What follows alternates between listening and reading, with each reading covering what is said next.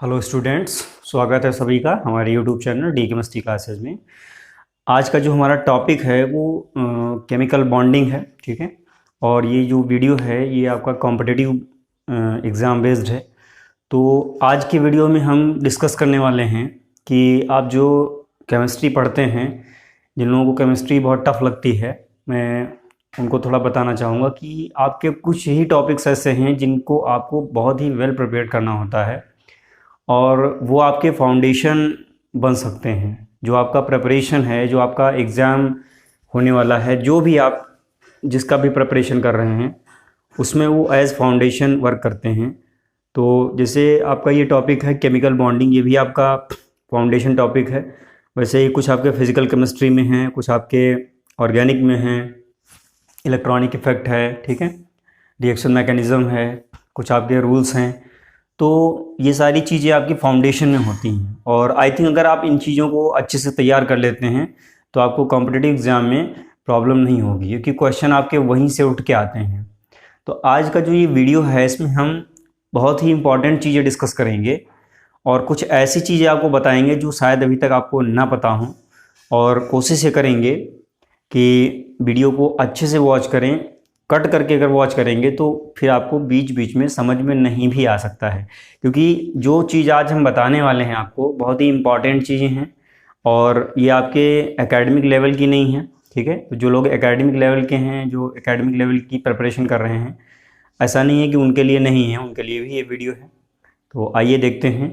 Chemical bonding में आपको एक ऐसी चीज़, एक ऐसा टॉपिक है इसमें जो आपको हर जगह मिलता है, चाहे आपका ऑर्गेनिक केमिस्ट्री हो या फिर आपका इनऑर्गेनिक केमिस्ट्री हो या चाहे आपका फिजिकल केमिस्ट्री हो। तो वो आपका जो टॉपिक है वो कोवैलेंट बॉन्डिंग है। ठीक है, यहाँ पर आज उसी को हम डिस्कस करेंगे। तो कोवैलेंट बॉन्डिंग आपका ऑर्गेनिक में भी मिलता है, इनऑर्गेनिक में भी मिलता है और फिजिकल केमिस्ट्री में भी उसके क्वांटम में कुछ कॉन्सेप्ट्स हैं। तो आज हम ये जानेंगे कि केमिकल बॉन्डिंग में जो कोवैलेंट बॉन्ड है उसका फॉर्मेशन कैसे होता है, कितनी उसकी पॉसिबिलिटीज़ हैं फॉर्मेशन की, और अभी तक जो हम एकेडमिक लेवल में पढ़ रहे थे, अब जब हम उसको हायर एजुकेशन लेवल में पढ़ेंगे तो कैसे उसको हम आंसर करेंगे जब हमसे कोई पूछता है what do you mean by covalent bonding. ठीक है, तो आइए देखते हैं यहाँ पे कोवैलेंट बॉन्डिंग को। हम देखिए, बेसिकली अभी तक जो भी आपने स्टडी किया है, जो भी आपने अभी तक पढ़ा है, अगर आपसे हम पूछें अभी कि कोवैलेंट बॉन्डिंग क्या है, तो कोवैलेंट बॉन्डिंग में आप क्या आंसर देंगे? ज़्यादातर लोग अब यही आंसर देंगे कि the chemical bond formed by sharing of electron. ठीक है, बहुत से लोगों को यही पता होगा कि शेयरिंग ऑफ इलेक्ट्रॉन केवल 2 ही इलेक्ट्रॉन्स की शेयरिंग से बनते हैं। ठीक है, बट ऐसा नहीं होता है। 1 इलेक्ट्रॉन की शेयरिंग से भी बन जाता है, 3 इलेक्ट्रॉन की शेयरिंग से भी बन जाता है, 4 इलेक्ट्रॉन की शेयरिंग से भी बन जाता है। ठीक है, और आपके जो ये बॉन्ड हैं बिटवीन 2 एटम्स भी हो सकते हैं, बिटवीन 3 एटम्स भी हो सकते हैं, बिटवीन 4 एटम्स भी हो सकते हैं। तो आइए एक एक करके इनको जानने की कोशिश करेंगे और आप समझते चलिएगा। देखिए, केमिकल बॉन्डिंग में आज हम डिस्कस करेंगे कोवैलेंट बॉन्डिंग। आज का हमारा टॉपिक है कोवैलेंट बॉन्डिंग। तो देखिए, जो अभी तक आपने 11th-12th में पढ़ रखा है, the bonds formed by sharing of electron, उसे हम अब नहीं पढ़ेंगे। अब हम कुछ हाई स्तर की डेफिनेशन पढ़ेंगे। ठीक है, देखिए, बेसिकली जो आपका कोवैलेंट बॉन्ड है, कहीं भी हो, अगर आपको एक चीज़ उसमें इन्वॉल्व दिख रही है तो तुरंत समझ लीजिएगा कि वो जो केमिकल बॉन्ड है आपका वो कोवैलेंट बॉन्ड है। क्या होना चाहिए, यहाँ पर ध्यान दीजिएगा, ओवरलैपिंग ऑफ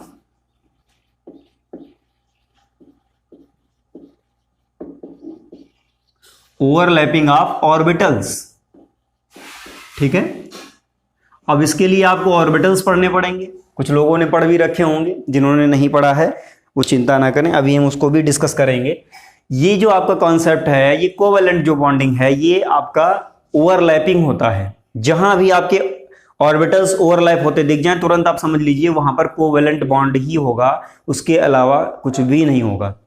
देखिए, अभी इस वीडियो में हम ये डिस्कस करेंगे कि कितनी पॉसिबिलिटीज़ हैं कोवैलेंट बॉन्डिंग की।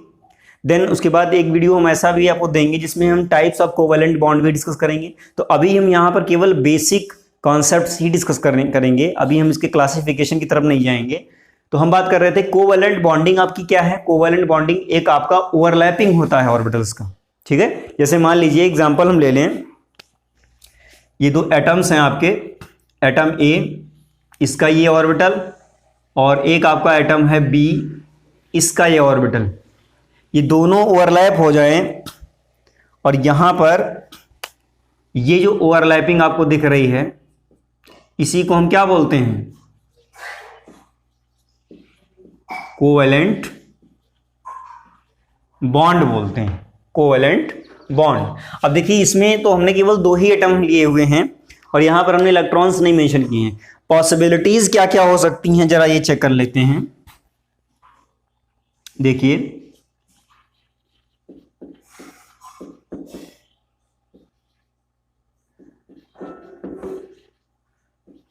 पॉसिबिलिटीज ऑफ ओवरलैपिंग, आज आपके जितने भी डाउट्स हैं वो क्लियर हो जाएंगे, ठीक है। जो भी आपके ओवरलैपिंग से रिलेटेड डाउट्स हैं, ओवरलैपिंग ऑफ ऑर्बिटल्स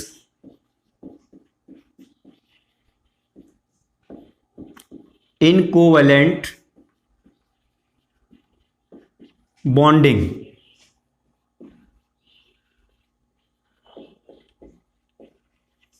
ठीक है। इसमें देखिए जितनी भी पॉसिबिलिटीज आपकी हो सकती हैं आज हम वो सारी आपको बताने वाले हैं। देखिए सबसे पहला, जैसे कि यहां पर हमने बनाया है, यहां पर ए एंड बी आपके दो एटम्स हमने लिए हैं, उनके बीच में ये ऑर्बिटल्स की ओवरलैपिंग दिखाई हुई है। यहां पर बताया है कि ये कोवैलेंट ओवरलैपिंग है, कोवैलेंट बॉन्डिंग है। देखिए पहला आपका तो ये हो सकता है, ऐसा हो सकता है कि दो एटम्स हों आपके, atom A and atom B. हम लोग ये पढ़ते आए हैं कि दोनों तरफ से एक एक इलेक्ट्रॉन शेयर होता है, बट जरूरी नहीं है कि दोनों तरफ से शेयर हो। ऐसा भी हो सकता है कि किसी एक ही में हो इलेक्ट्रॉन, ठीक है। जैसे मान लिया यहाँ ए के ऑर्बिटल में इलेक्ट्रॉन है, बी के ऑर्बिटल में नहीं है, तो ऐसा भी शेयरिंग, ऐसी भी शेयरिंग या ऐसी भी ओवरलैपिंग जो है वो कोवैलेंट बॉन्डिंग ही होती है। तो इस चीज को दिमाग से निकाल दीजिए कि दो ही इलेक्ट्रॉन जब इधर उधर से आएंगे तभी कोवैलेंट बॉन्डिंग होगी। ओवरलैपिंग होनी चाहिए, मेन हमारा जो कॉन्सेप्ट है वो क्या है, ओवरलैपिंग ऑफ ऑर्बिटल, उस पर आपको फोकस करना है। अब उसमें इलेक्ट्रॉन हैं, एक हैं, दो हैं, तीन हैं, कितने भी हैं, बट हैं, अगर ओवरलैपिंग हो रही है दैट्स मीन कोवैलेंट बॉन्डिंग। तो यहां पर एक ये आपका हो सकता है। ऐसा भी हो सकता है कि किसी एक एटम में कहने का मतलब है दोनों एटम्स में एक एक इलेक्ट्रॉन हो, जैसे ये दोनों ऑर्बिटल्स हो गए, एक इलेक्ट्रॉन आपका यहां हो और एक इलेक्ट्रॉन आपका यहां हो। ये आपने ज्यादातर पढ़ रखा है, आपको लगता है कि केवल यही कोवैलेंट बॉन्ड होता है, अदरवाइज नहीं हो सकता, तो गलत है, और भी हो सकते हैं, ठीक है। ऐसा भी हो सकता है कि दोनों इलेक्ट्रॉन किसी एक ही एटम के ऑर्बिटल में हो। ध्यान दीजिएगा, देखिए यहां पर ये वाला इलेक्ट्रॉन इसके ऑर्बिटल में है और ये वाला जो इलेक्ट्रॉन है वो बी एटम के ऑर्बिटल में है, ठीक है। तो यहां पर ये जो आपकी बॉन्डिंग हो रही है ये क्या है, ये कोवैलेंट बॉन्डिंग ही है। अभी इनके हम टाइप्स बता देंगे, इनके नेम्स बता देंगे, ये किस नेम से इनको कॉल करते हैं। यहां पर हम बात कर रहे थे, हो सकता है कि दोनों ये जो आपका कोवैलेंट बॉन्ड बन रहा है इसमें जो शेयरिंग इलेक्ट्रॉन है वो किसी एक ही के ऑर्बिटल में, यहां पर ए के ऑर्बिटल में हमने दिखाया, चाहे तो आप इसको बी के ऑर्बिटल में भी दिखा सकते हैं, दोनों ही केसेस ये हो सकते हैं। देखिए ऐसा भी हो सकता है कि ये आपका केवल बी में ही हो, ठीक है, कोई प्रॉब्लम नहीं, तब भी ये जो ओवरलैपिंग है इसको हम क्या बोलेंगे, कोवैलेंट ओवरलैपिंग या कोवैलेंट बॉन्डिंग। ऐसा भी हो सकता है कि आपका दो एटम से ज्यादा एटम्स आपका ओवरलैप कर जा रहा हो। देखिए जैसे आपका तीन एटम है, मान लेते हैं यहां पर तीन एटम्स हैं, ए का ये हो गया, बी का ये हो गया, ठीक है, और सी वाला भी इसी में आ जाए,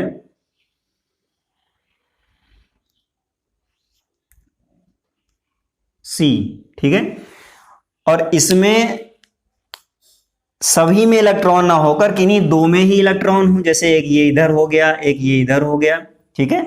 या दोनों किसी एक में हो, बात समझते रहना मेरी, दोनों किसी एक में हो या फिर दोनों अलग अलग हो या दोनों आपके सी में ही हो, ऐसा भी हो सकता है। बहुत सारी पॉसिबिलिटीज हैं। तो ये भी आपका क्या है, कोवैलेंट बॉन्डिंग ही है, ठीक है। इसमें 3 एटम्स आपके क्या हो रहे हैं, 3 एटम्स के ऑर्बिटल्स ओवरलैप कर रहे हैं। ऐसा भी हो सकता है कि 4 एटम्स आपके आ जाएं, 4 एटम्स। देखिएगा, ए का ये ऑर्बिटल हो गया, बी का ये ऑर्बिटल हो गया, सी का ये ऑर्बिटल हो गया एंड डी का ये वाला ऑर्बिटल हो गया। देखिए जरा, इसमें कितने हैं, इसमें 4 एटम्स हैं। ए बी सी डी ये हमने एटम्स माने हैं, ठीक है। यहां पर ये जो बॉन्ड आपका बन रहा है, ये आपका क्या है, कोवैलेंट बॉन्ड है, क्योंकि ऑर्बिटल्स की ओवरलैपिंग हो रही है। आपको मेन चीज जो ध्यान रखनी है वो यही याद रखनी है कि overlapping of orbitals, overlapping orbitals अगर है तो फिर आपका कोवैलेंट बॉन्ड ही होगा, उसके अलावा वहां पर आप कोई जवाब नहीं दे सकते, केवल कोवैलेंट बॉन्डिंग ही होगी वहां पे। आइए देखिए, यहां पर ऐसा हो सकता है कि दो जो इलेक्ट्रॉन हैं या सभी में एक एक हो या फिर किन्हीं 2 ऑर्बिटल्स में हो इलेक्ट्रॉन, किसी एक ही ऑर्बिटल में दोनों इलेक्ट्रॉन हो या फिर दोनों अलग अलग हो, कुछ भी हो सकता है। मान लिया जैसे एक इलेक्ट्रॉन इसका है, एक इलेक्ट्रॉन इसका है, या फिर एक इलेक्ट्रॉन इसका है, एक इलेक्ट्रॉन इसका है, या कुछ नहीं है तो ये दोनों इलेक्ट्रॉन इसी में है। कहने का मतलब है ये दोनों इलेक्ट्रॉन किसी एक ही ऑर्बिटल में है, किसी एक ही एटम के ऑर्बिटल में भी हो सकते हैं।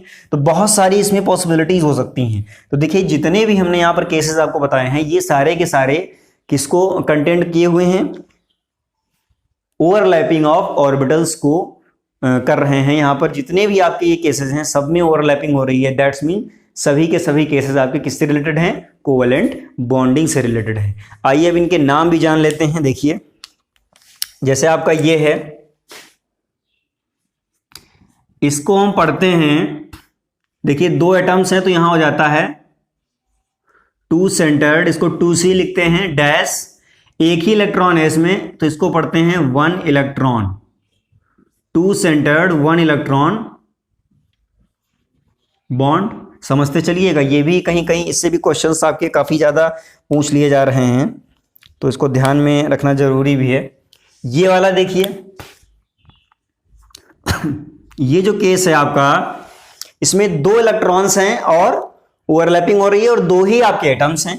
तो एटम्स आपके कितने हैं, 2, यानी कि 2 सेंटर्ड है। ये नंबर ऑफ एटम, देखिए ये सी जो है, ये सेंटर का जो सी है ये एटम्स से नंबर ऑफ एटम्स के इक्वल होता है। ये चीज आप ध्यान रखिएगा, क्योंकि जितने एटम्स होंगे उतने सेंटर होंगे, ठीक है। 2 सेंटर्ड डैश 2 इलेक्ट्रॉन, इसको 2 सेंटर्ड 2 इलेक्ट्रॉन बॉन्ड बोलेंगे। इसको क्या बोलेंगे, इसको भी यही बोलेंगे, क्योंकि इसमें भी 2 इलेक्ट्रॉन हैं। ध्यान दीजिएगा, देखिए ये और ये दोनों आपके एक ही जैसे हैं। इसको भी हम क्या बोलेंगे, 2 सेंटर्ड 2 इलेक्ट्रॉन बॉन्ड, क्योंकि इसमें 2 एटम्स हैं और ये जो बॉन्ड बन रहा है वो 2 इलेक्ट्रॉन्स की इसमें शेयरिंग हो रही है। वो आपका वो देखिए कॉन्सेप्ट अलग है कि जब ओवरलैपिंग होती है तो ओवरलैप जो ऑर्बिटल होता है वहां पर इलेक्ट्रॉन आ जाते हैं। बट अभी हमको केवल ये समझना है कि इसमें जहां भी पूरी केमिस्ट्री में जहां भी ओवरलैपिंग ऑफ ऑर्बिटल्स इन्वॉल्व है, दैट्स मीन वहां पर कोवैलेंट बॉन्डिंग आपकी है। देखिए अगला क्या है, इसमें क्या होगा, ये भी आपका क्या होगा, सेम केस है, 2 सेंटर्ड 2 इलेक्ट्रॉन बॉन्ड, ओके। इसके बाद देखिए यहां पर ये थोड़ा चेंज है, इसमें कितने एटम्स हैं, 3 एटम्स हैं, 3 एटम्स हैं। तो इसका मतलब यहां पर ये क्या हो जाएगा, 3 सेंटर्ड यानी कि 3C डैश 2 इलेक्ट्रॉन बॉन्ड। देखिए एक आप एग्जांपल आपको बता दें, जैसे B2H6 होता है, इसको हम बनाना बॉन्ड भी बोलते हैं, ठीक है। इस तरह का जो बॉन्ड होता है 3 सेंटर्ड 2 इलेक्ट्रॉन बॉन्ड, बनाना बॉन्ड। इसके बाद में ये देखिए क्या है, इसमें 4 एटम्स हैं तो ये 4 सेंटर्ड हो जाएगा। मैंने आपको बताया था कि सेंटर्ड जो टर्म है, सेंटर वाला टर्म है, वो नंबर ऑफ एटम्स से, number of species involve in overlapping से होता है।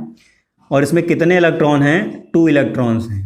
तो ये आपके इतने टाइप्स के कोवैलेंट बॉन्ड हो सकते हैं, ठीक है। अभी तक जो आपकी केमिस्ट्री है उसमें इतने टाइप के आपको कोवैलेंट बॉन्ड मिल सकते हैं, तो इनको ध्यान रखिएगा। मैंने ये भी आपको इसमें एक्सप्लेन कर दिया है कि इसमें 2 सेंटर्ड कहाँ से आया है, और बाकी इलेक्ट्रॉन तो आपको काउंट ही कर लेने हैं, वो तो आसान है। तो आप यहाँ पर एक चीज़ ये ध्यान रखनी है आपको कि कहीं भी अगर आपको पूछता है कोई what do you mean by covalent bonding, तो आप आंसर देंगे overlapping of orbitals. The chemical bonds which are results of overlapping of orbitals are called covalent bonds, ठीक है। तो इसको अगर नोट करना चाहते हैं तो आप स्क्रीनशॉट ले लें। और अभी हम ऑर्बिटल थ्योरी पढ़ेंगे, ऑर्बिटल थ्योरी, क्योंकि यहाँ पर अभी जो टॉपिक है आपका कोवैलेंट बॉन्डिंग, आज हम शील्डिंग और पेनिट्रेशन पे डिस्कशन करेंगे। तो शील्डिंग इफेक्ट और पेनिट्रेशन एक दूसरे से कैसे रिलेटेड हैं, डिफरेंस, इनमें डिफरेंस क्या है, और उनमें ये उनकी जो रियलिटी है वो क्या है, ठीक है। फंडामेंटल कौन है, कौन फॉलोअर प्रॉपर्टीज है, बहुत सारी चीज़ें हम इस पर डिस्कस करेंगे। तो अभी ये जो देख रहे हैं आप, ये बेसिक्स है, ये मैं इसलिए बता रहा हूँ क्योंकि अभी मैं उसको भी ओवरलैपिंग ऑर्बिटल्स, लोब्स वगैरह डिस्कस करने वाला हूँ। तो इसको आप नोट कर लो, स्क्रीनशॉट ले लें अगर इसको नोट करना चाहते हैं। चलिए आइए ऑर्बिटल थ्योरी डिस्कस करते हैं। देखिए, ऑर्बिटल थ्योरी को डिस्कस करने से पहले आपको ये पता होना चाहिए कि ऑर्बिटल्स क्या होते हैं। तो सबसे पहले हम टाइप ऑफ ऑर्बिटल्स पे चलेंगे। देखिए, ऑर्बिटल्स आपके कितने टाइप के होते हैं, सभी को पता है। पूरी केमिस्ट्री में अभी तक जो आपके ऑर्बिटल्स हैं वो कितने टाइप के हैं, 4 टाइप के। F, D है आपका, और S ऑर्बिटल है, एंड P ऑर्बिटल है। इतने ही ऑर्बिटल आप पढ़ते हैं। तो इनमें कुछ, इनकी जो कुछ बेसिक प्रॉपर्टीज हैं वो पहले वो डिस्कस करेंगे, फिर हम शील्डिंग एंड पेनिट्रेशन पे चलेंगे।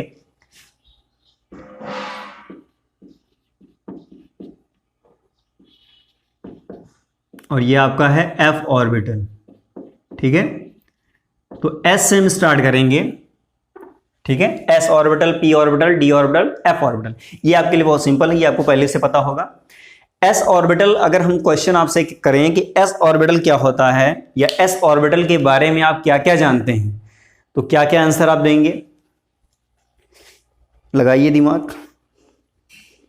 S ऑर्बिटल पे अगर हम क्वेश्चन करें कि S ऑर्बिटल क्या होता है, इसकी प्रॉपर्टीज क्या क्या हैं, तो आप क्या जवाब देंगे?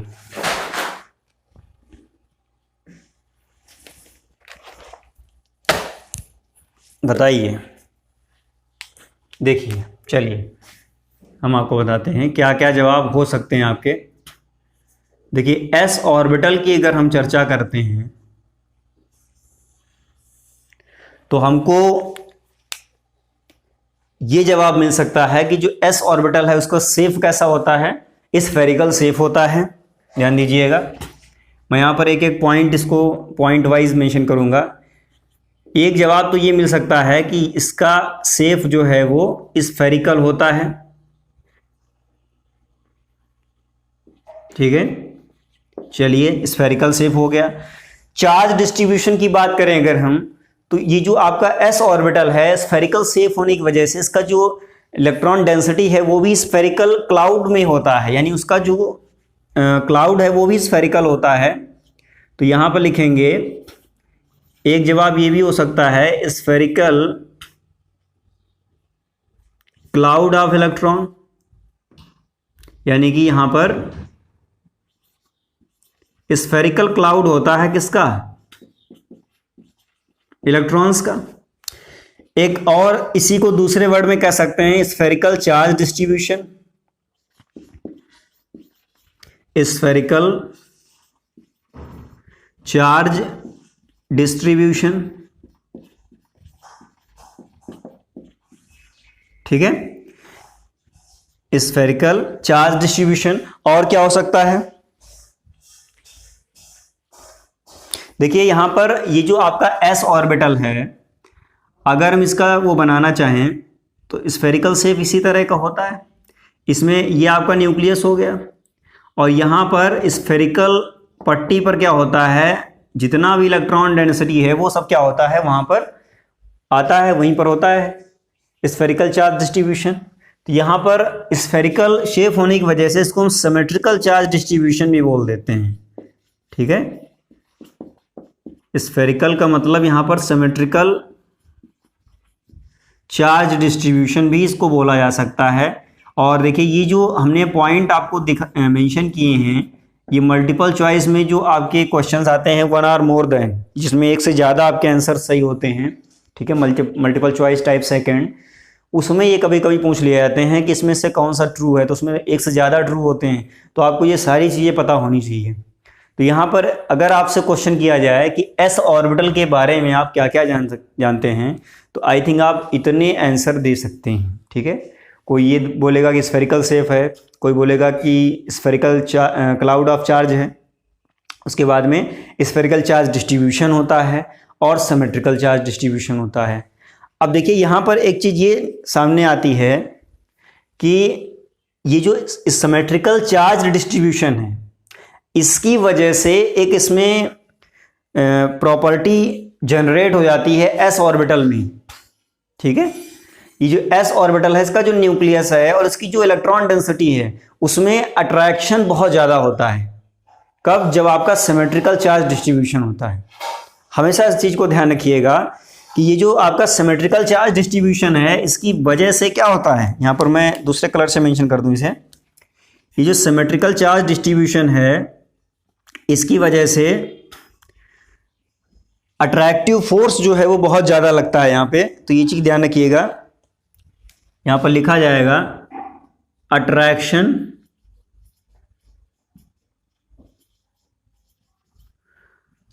ऑफ न्यूक्लियस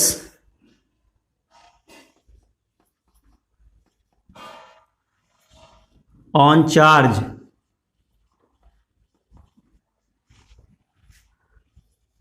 ठीक है, चार्ज डेंसिटी, जो चार्ज डेंसिटी ऊपर फैली हुई है उस पर मैक्सिमम होता है अट्रैक्शन।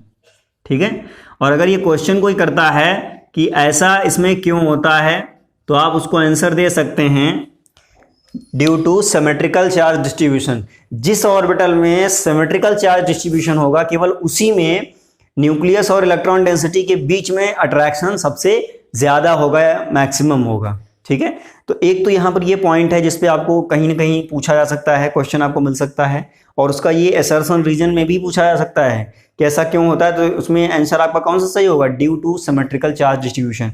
अब चाहे सिमेट्रिकल चार्ज डिस्ट्रीब्यूशन बोलें, या फिर स्फेरिकल चार्ज डिस्ट्रीब्यूशन बोलें, या स्फेरिकल क्लाउड ऑफ इलेक्ट्रॉन बोलें, ये तीनों ही आपके आंसर सेम है। ठीक है, एक ही टाइप के हैं, बस इसमें वर्डिंग आपकी डिफरेंट है।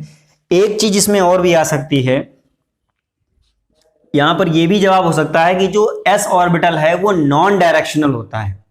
इसमें जो इलेक्ट्रॉन डेंसिटी है वो एक ही टाइप की होती है। इसकी अभी हम फेज की चर्चा करेंगे। ठीक है, जो आपका फेज होता है, जब हम ओवरलैपिंग की बात कर रहे हैं तो उसमें फेज भी आपका एक फैक्टर है जो उसमें क्या नाम है, इन्वॉल्व होता है, और विदाउट फेज इंफॉर्मेशन के आप उनकी ओवरलैपिंग समझ नहीं सकते, पॉसिबल ही नहीं है। तो आइए वापस लौटते हैं टॉपिक पे। हम बात कर रहे थे कि एस ऑर्बिटल के बारे में और क्या क्या जानकारी मिल सकती है। देखिए यहाँ पर नॉन डायरेक्शनल प्रॉपर्टी होता है। ठीक है, नॉन डायरेक्शनल नेचर,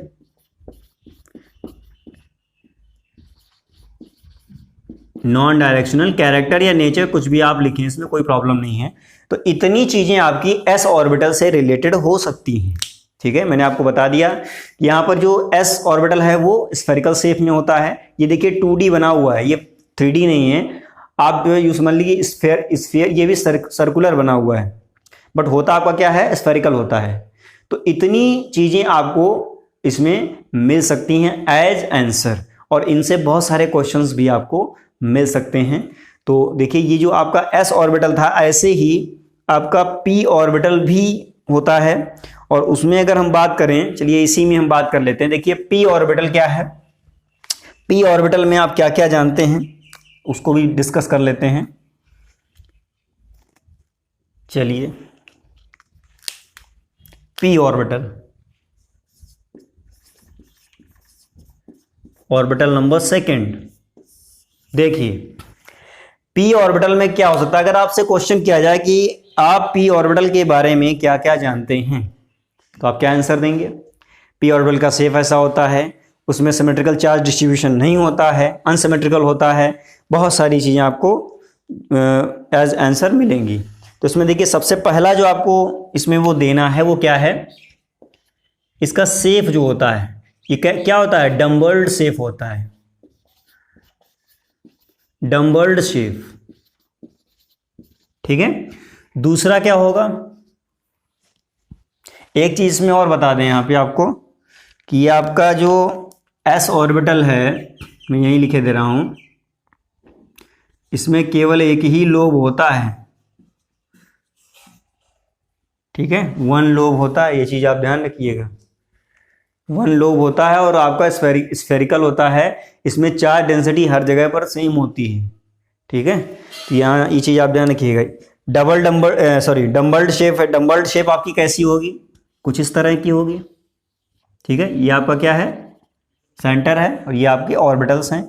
इन्हीं को हम क्या बोलते हैं, ये जो आपका बना हुआ है इसको हम क्या बोलेंगे, लोब बोलेंगे, चाहे इधर और चाहे इधर। ठीक है, एक बड़ा और छोटा बन गया है, तो इसका मतलब ये नहीं है कि एक बड़ा छोटा होता है, आपके होते दोनों सेम ही हैं जब तक इस पर कोई इफेक्ट ना वर्क करे। तो ये तो आपका सेफ हो गया। और चार्ज डिस्ट्रीब्यूशन की अगर बात करें तो यहाँ पर सिमेट्रिकल चार्ज डिस्ट्रीब्यूशन नहीं होता है। सिमेट्रिकल चार्ज डिस्ट्रीब्यूशन इसलिए नहीं होता क्योंकि ये जो आपका सेंटर है, ठीक है, इसमें तो यहाँ पर ये सेंटर था, इसके चारों ओर इक्वल डेंसिटी थी और वो स्फेरिकल थी, इस वजह से चूंकि चारों ओर इस पट्टी पर इलेक्ट्रॉन डेंसिटी सिमिलर है, इस वजह से इसको सिमेट्रिकल चार्ज डिस्ट्रीब्यूशन बोला गया। बट यहाँ पर ऐसा नहीं होता है, यहाँ पर इतने में रहती है इलेक्ट्रॉन डेंसिटी, ठीक है, और यहाँ इधर इतने में रहती है। यहाँ बीच में कुछ जगह खाली होती है जिसको हम नोड भी बोल देते हैं। तो यहाँ पर ये आपका डम्बर्ड शेप में हो सकता है। और दूसरा जो इंफॉर्मेशन है unsymmetrical charge distribution, unsymmetrical charge distribution. ठीक है, अब इसमें चार्ज डिस्ट्रीब्यूशन बोलो या आप इसको इलेक्ट्रॉन डेंसिटी बोल दो, ठीक है, इलेक्ट्रॉन क्लाउड बोल दो, कुछ भी बोल दो, कोई प्रॉब्लम नहीं है। अब देखिए यहां पर अगर हम क्वेश्चन करें एस एंड पी दोनों में जो आपका इफेक्टिव अट्रैक्टिव फोर्स है, न्यूक्लियस का जो अट्रैक्टिव फोर्स है इलेक्ट्रॉन डेंसिटी पर, वो किसमें ज़्यादा है, आप देख के बता सकते हैं। देखिए यहाँ पर इलेक्ट्रॉन डेंसिटी इधर ही इधर है, इसमें चारों ओर है, और जो सर्किल होता है मैंने आपको अभी बताया है कि सिमेट्रिकल जहाँ भी होगा, जहाँ भी स्फेरिकल इलेक्ट्रॉन डेंसिटी होगी, वहाँ पर अट्रैक्टिव फोर्स जो है न्यूक्लियस का वो इलेक्ट्रॉन डेंसिटी पर सबसे ज़्यादा होगा, सबसे मैक्सिमम होगा। तो यहाँ पर पी ऑर्बिटल में इतना नहीं अट्रैक्शन होता है जितना एस ऑर्बिटल में होता है, चाहे किसी भी शेल का हो। शेल का मतलब मेरा क्या है, शेल का मतलब मेरा KLMN से है, ठीक है। शेल का मतलब है जैसे आपका क्या होता है KLMN, ठीक है, इनसे है। इसके लिए प्रिंसिपल क्वांटम नंबर 1, इसके लिए प्रिंसिपल क्वांटम नंबर 2, इतना तो पता होगा आपको सभी को, ठीक है, इस तरह से। तो मैं इनकी बात कर रहा हूं कि किसी भी सेल का हो, और अगर सेम सेल का है, सेम सेल में ही हम कंपैरिजन ज़्यादातर करते हैं। तो जैसे 2s है और 2p है, आपसे अगर पूछा जाए, क्वेश्चन ये कर रहे हैं, ये 2s है एक ऑर्बिटल और आपका 2p है, आपसे पूछा जाए कि किसमें इलेक्ट्रॉन का न्यूक्लियस का इलेक्ट्रॉन पर अट्रैक्शन ज़्यादा है, तो आप आंसर क्या देंगे, 2s का ज़्यादा है। न्यूक्लियर अट्रैक्टिव फोर्स इसका ज़्यादा होगा, इसका कम होगा, ठीक है। और अगर हम आगे जाएंगे, हालांकि देखिए सेकेंड सेल में आपका D नहीं होता है, थर्ड सेल में आता है। तो थर्ड सेल की अगर हम बात करें तो जो अट्रैक्टिव फोर्स है वो 3D में और कम हो जाएगा, ठीक है। ध्यान रखिएगा कि 2s जो है आपका ये ज़्यादा अट्रैक्टिव फोर्स शो करेगा और P आपका कम शो करेगा। तो ये आपका जो थ्योरी है ऑर्बिटल थ्योरी, इसमें P ऑर्बिटल है, D ऑर्बिटल है, F ऑर्बिटल है, बहुत सारी भी चीज़ें हम डिस्कस करने वाले हैं। तो उसको चाहें तो आप नोट कर लें, क्योंकि अब हम इसके बाद में देखिए अभी ये जो आपका है ऑर्बिटल्स, यहाँ पर जो भी आपकी डिटेल हमने मेंशन की है, आपको डिस्कस की है, इसी को हम बेस बनाकर अभी हम पेनिट्रेशन एंड शील्डिंग इफेक्ट जो आपका होता है उसको हम कोरिलेट करेंगे, डिस्कस करेंगे। और उसमें आपको ये जो अभी हमने बताया है कि attraction of nucleus on charge density is maximum, इस कॉन्सेप्ट का भी हम उसमें यूज़ करेंगे और आपको बताएंगे कि पेनिट्रेशन क्या होता है और शील्डिंग इफेक्ट क्या होता है, दोनों में डिफरेंस क्या है, दोनों में सिमिलरिटीज़ क्या हैं और दोनों एक दूसरे से कैसे कोरिलेटेड हैं, जुड़े हुए हैं। नोट कर लीजिए, इसको स्क्रीनशॉट ले लीजिए अगर आप इसको नोट करना चाहते हैं। चलिए, पेनिट्रेशन और शील्डिंग इफेक्ट में क्या डिफरेंस है, क्या उसमें सिमिलरिटीज़ हैं और ये आपके रियलिटी में होते क्या हैं, इनके बारे में डिस्कशन करेंगे। तो आइए देखिए, सबसे पहले आप ये जान लीजिए कि पेनिट्रेशन क्या है। ठीक है, पेनिट्रेशन का मतलब होता है कब्जा, अंदर घुस जाना। और ये जो पेनिट्रेशन है ये इलेक्ट्रॉन डेंसिटी से रिलेटेड है, ऑर्बिटल थ्योरी से रिलेटेड है। ठीक है, क्योंकि ऑर्बिटल थ्योरी में ही ये चीज़ें हैं आपकी जिनको हम डिस्कस करने वाले हैं। देखिए, जैसे पेनिट्रेशन है, अभी जो हमने आपको ये बताया था कि एस ऑर्बिटल में आपका जो न्यूक्लियस है वो सबसे ज़्यादा अट्रैक्शन अप्लाई करता है चार्ज डेंसिटी पर due to spherical charge distribution. तो ये जो आपका पेनिट्रेशन है ये उसी का एक रिजल्ट है। ठीक है, आइए देखते हैं। और एक चीज़ ये भी जान लीजिए कि जो पेनिट्रेशन और शील्डिंग है इसको हम single orbital and one electron में नहीं समझा सकते, ना ही आप उसको किसी को भी नहीं समझा सकते। तो यहाँ पर एक चीज़ ये ध्यान रखनी है कि पेनिट्रेशन एंड शील्डिंग जो है ये आपके मल्टी इलेक्ट्रॉन सिस्टम पे ही में ही होते हैं। ठीक है, मल्टी इलेक्ट्रॉन सिस्टम में। और ये आपका जो शील्डिंग इफेक्ट है ये तो आपका जब तक आप दो ऑर्बिटल्स नहीं लेंगे तब तक आपको नहीं समझ में आएगा कि ये शील्डिंग इफेक्ट क्या है। तो एक एक करके दोनों को हम जानेंगे।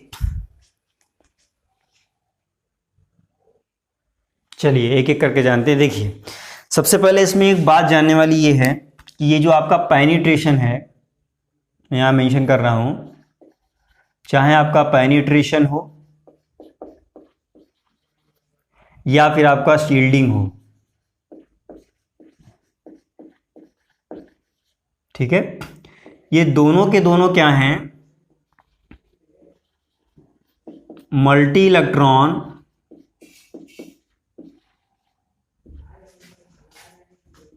And multi orbital. एक से ज्यादा ऑर्बिटल आप जब कंसीडर करेंगे तभी उसमें आपको समझ में आएगा या आप समझा सकते हैं किसी को भी। तो उसमें एक से ज्यादा इलेक्ट्रॉन होने चाहिए तभी आप पेनिट्रेशन की बात करेंगे या शील्डिंग की बात करेंगे, या फिर आपके पास में एक से ज्यादा ऑर्बिटल्स हों। ठीक है, मल्टी ऑर्बिटल फिनोमिना, ये चीज आप ध्यान रखिएगा। ठीक है, मोस्ट इंपॉर्टेंट थिंग है। ये चीज़ अगर आप मिस कर गए तो फिर आप सारी चीज़ें समझ में नहीं आएंगी आपकी कि क्या है पेनिट्रेशन और क्या है शील्डिंग। तो मल्टी इलेक्ट्रॉन सिस्टम में ही होगा और मल्टी ऑर्बिटल फिनोमिना है, यानी कि एक से ज़्यादा ऑर्बिटल्स होनी चाहिए। आइए देखते हैं पेनिट्रेशन एंड शील्डिंग। चलिए, हम क्या कर रहे हैं यहाँ पर, किसी एक ही सेल के दो ऑर्बिटल्स कंसीडर कर रहे हैं। ठीक है, let consider two orbitals of same cell. Cell का मतलब वही अभी जो हम बता रहे थे। ठीक है, मान लिया जैसे n इज इक्वल टू, देखिए 1 पे तो अप्लाई नहीं होगा क्योंकि 1 जो आपका पहला सेल है उसमें केवल s ऑर्बिटल होती है, p ऑर्बिटल्स नहीं होती हैं। तो जो 1s है उसमें ना तो पेनिट्रेशन होगा ना ही आपका शील्डिंग इफेक्ट होगा। ये चीज़ ध्यान रखना, ये क्वेश्चन आपको मिल भी सकता है कहीं कि 1s में पेनिट्रेशन होगा या शील्डिंग होगा। 1s में कुछ भी नहीं होगा। क्यों? क्योंकि n इज इक्वल टू 1 जो होता है, जैसे आपका पहला सेल है, फर्स्ट सेल। ठीक है, फर्स्ट सेल जो है आपका, उसके लिए n की वैल्यू होती है 1 और इसमें केवल 1s ही ऑर्बिटल होती है, इसके बाद में कोई ऑर्बिटल नहीं होती है। सेकेंड जो सेल है आपका, n इज इक्वल टू 2, इसमें आपको एक से ज्यादा ऑर्बिटल्स मिल जाएंगी। एक तो पहला 2s होता है, दूसरा आपका 2p होता है। ऐसे ही थर्ड सेल है, थर्ड सेल में n इज इक्वल टू 3 होता है, तो यहाँ पर 3s 3p 3d, इसमें आपको 3 ऑर्बिटल्स मिल जाती हैं। तो मेरे कहने का ये मतलब है कि किसी ऐसे सेल से आप ऑर्बिटल्स कंसीडर करें जिसमें एक से ज़्यादा ऑर्बिटल्स हो। यहाँ पर देखिए ये वाला जो आपका सेल है इसमें ना तो पेनिट्रेशन होगा और ना ही आपका शील्डिंग होगा। यहाँ पर मैं लिखे दे रहा हूँ क्योंकि ये आपका यहाँ पर पेनिट्रेशन, एक मिनट यहाँ पे एक चीज ध्यान दीजिएगा। देखिए मल्टी इलेक्ट्रॉन हमने बोला है, multi electron and multi orbital phenomena. यहाँ पर पेनिट्रेशन आपका मल्टी इलेक्ट्रॉन है, ठीक है, और मल्टी इलेक्ट्रॉन होने की वजह से क्या होगा, ये जो आपका 1s है इसमें एक ही आपका सेल है, तो यहाँ पर क्या होगा, यहाँ पेनिट्रेशन सॉरी यहाँ पर शील्डिंग आपका इफेक्ट नहीं होगा, पेनिट्रेशन भी नहीं होगा यहाँ पे। तो इसमें एक चीज ये ध्यान रखिएगा कि ये दोनों कंडीशंस जब आपकी होंगी तभी ये आपके दोनों होंगे। देखिए क्योंकि यहाँ पर जो पेनिट्रेशन है वो क्या है, वो फंडामेंटल प्रॉपर्टी है, और शील्डिंग जो है आपका वो फॉलोइंग प्रॉपर्टी है। जब भी पेनिट्रेशन होता है तभी शील्डिंग होता है, हमेशा ध्यान रखिएगा। बिना पेनिट्रेशन के शील्डिंग पॉसिबल ही नहीं है, ठीक है। पेनिट्रेशन जब नहीं होगा तो शील्डिंग नहीं होती है, पेनिट्रेशन पहले होता है देन उसके बाद शील्डिंग जनरेट होती है। तो हम ये कहते हैं कि पेनिट्रेशन जो है वो हमारा क्या है, यहां पर मैं मेंशन कर दे रहा हूं, पेनिट्रेशन जो है आपका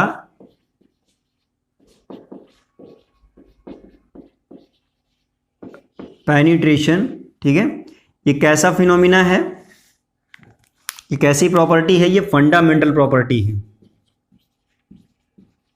पूछा भी जा सकता है एग्जाम में, ऐसा क्यों है, फंडामेंटल फिनोमिना है, फिनोमिना लिखते हैं, प्रॉपर्टी थोड़ा सही नहीं है। और जो आपका शील्डिंग है, शील्डिंग क्या है, शील्डिंग इफेक्ट चाहो लिख लो या केवल शील्डिंग लिख लो, बात एक ही है। ये आपका क्या है, ये फॉलोइंग फिनोमिना है, ये उसके पीछे पीछे आता है। कहने का मतलब है पहले पेनिट्रेशन होगा फिर आपका शील्डिंग होगा।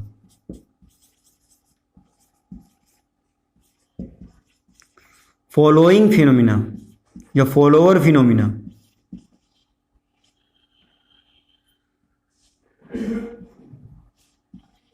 ठीक है, फॉलोइंग फिनोमिना, ये चीज आप समझते हैं, ठीक है। तो ये चीज आप ध्यान रखना, ये दोनों बातें, क्योंकि ये भी आपके एग्जाम में आ सकती हैं, आपसे पूछी जा सकती हैं। आइए वापस लौटते हैं अपने टॉपिक पे। हम बात कर रहे थे कि पेनिट्रेशन क्या होगा, तो यहां पर देखिए ना तो आपका पेनिट्रेशन होगा,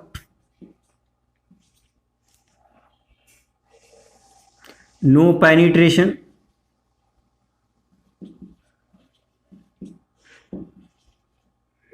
ठीक है, एंड शील्डिंग, दोनों ही आपके इसमें नहीं होंगे। ये चीज आप ध्यान रखना, बहुत इंपॉर्टेंट है।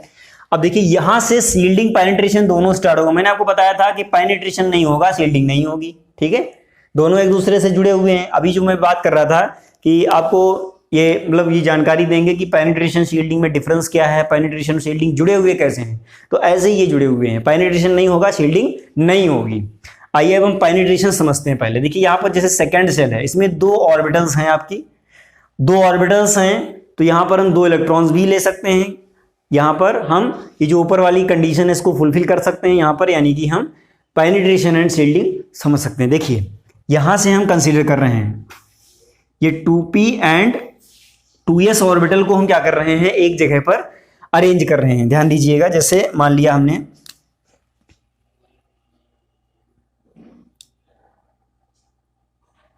देखिए ये हमने जैसे मान लिया यहां पर 2s बनाया, ये इसका न्यूक्लियस है, ठीक है, ये 2s ऑर्बिटल है, और p ऑर्बिटल जो है आपका